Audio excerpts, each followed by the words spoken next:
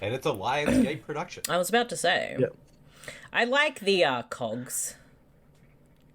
Now, of the 3 Punisher movies, what's your ranking order for the 3 of them? Ooh. We got the Dolph Lundgren, we got the Thomas Jane, we got the Ray Stevenson. Yeah, Thomas Jane is my favourite one. So, number 1. I think this would be 2, and Dolph's would be 3. Yeah. I would put this over Thomas Jane, because Thomas Jane's Punisher didn't kill enough people in that movie. I think I have way too much fun with that movie. I love it. That one does have Kevin Nash. It's the Russian. Yes, so we'll do it for you can do it for the wrestling tapes and invite definitely me. a wrestling tapes movie. Yes, absolutely.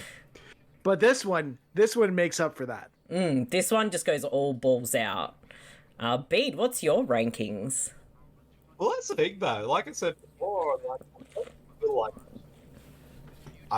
I guess a quote-unquote good Punisher movie, so I kind of feel like all of them are pretty much the same. But if I had to rank them, I would probably surprisingly put the Thomas Jane version 3rd, this version at number 2, and surprisingly the Dolph Lundgren version number 1.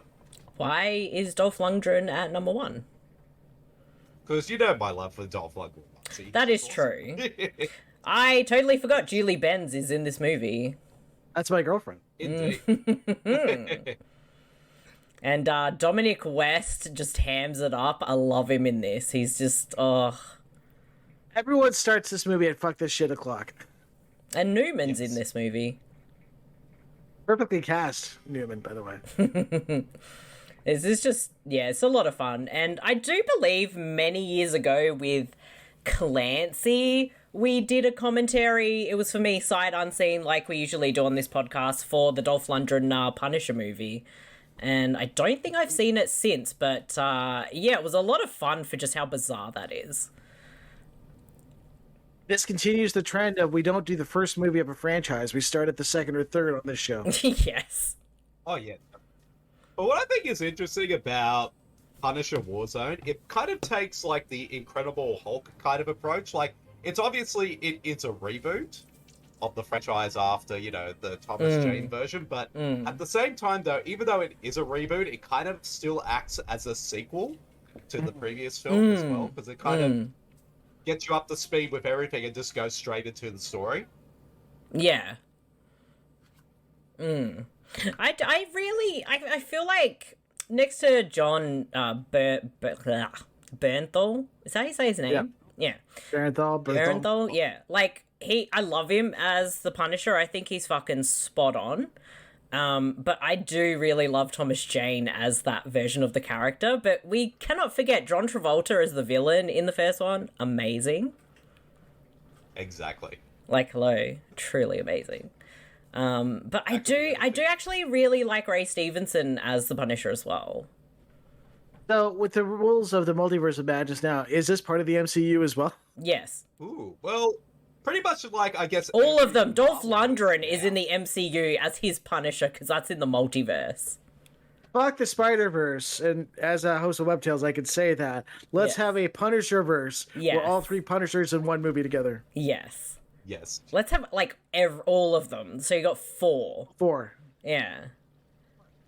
And just gonna say, we need to get Nicolas Cage as Ghost Rider. I don't care what anybody says. He's kind of fun, and they're really stupid. Everything counts in the multiverse, so... Exactly. Everything counts in the multiverse. Yes. So... yes. Yes. Sorry, you go first, Bede. I was going to say, like... His name's Soap. Yeah. Yes. Anyway. 2 of the writers on this movie also, the same year, also wrote Iron. Keep your nose clean.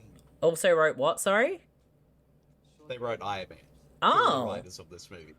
Oh. This movie takes a lot from the Garth Ennis run of Punisher in terms of, like, the batshit moments, the character of Soap. You know, it's just, And this kind of sets up our villain origin because his face is all nice still. Yeah. I will say, Dominic West has aged really well. He is still a very sexy man. Well, pretty much these days... Please don't be problematic, because I haven't looked that up for a while, because I haven't thought about him, so now I'm scared. I think, well, Dominic West, pretty much like in these days, he's pretty much exactly the same. The only thing that's different is that he's got more of that. Yeah, definitely gone Silver Fox. Just like me. Yeah.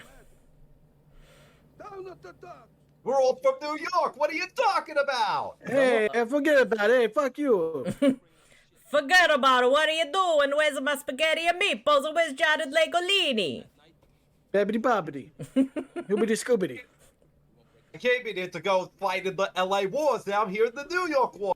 Going. These wars have gone all over the place. Is that Paulie from Rocky? That definitely it looks like it, but it's not. I'm surprised they did. What? Jesus, that was a bit racist. Well, these guys are about to get killed, Marcy, so it's Yes. okay.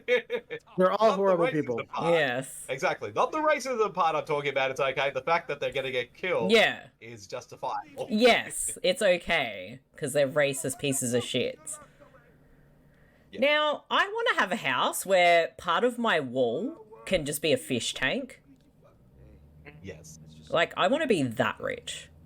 Just to be What you that don't rich. realize... What you don't realize is Claire Danes is on the other side of the tank. Does that mean a young Leonardo DiCaprio was there as well? Yes. It's at the same time as Romeo and Juliet. Ah, makes sense. Now, there's an elephant in the room I want to address. Physical elephant? Yes. Metaphorical. So, the director of this film, Lexi Alexander, for some reason blocked Bede on Twitter, and he's not had any interactions with her? Bede, what did you do? Well, it's not my fault. Well, he's Bede, It's I not my mean. fault that, it's not my fault that Lexi Alexander was being the director of this movie was being controversial on Twitter, and I decided to make fun of the whole situation. But you didn't tag her or anything. I think she must. I mean, maybe I'm just assuming. So don't take my word as like a. So take what I'm saying as a great assault. I honestly think she probably typed her name in the search engine, and then I came up and she was like, "I'm blocking this motherfucker," and then that's. Yeah. Oh, here he is. There we go. Damn. Oh, Tone is set for the film. Yup. Fucking love it. this is your last supper. It just does not apologize for it. I love it. Oh. And he's already killed more people than Thomas Jane in that Punisher movie. He has. And to be fair, To be fair, he's just as sexy as Thomas To be Jane. fair, I'll say this, in all the Punisher movies, all the guys were pretty hot.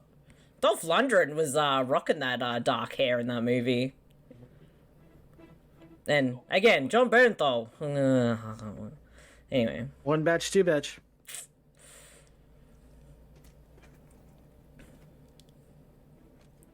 Yeah, you get him, bro.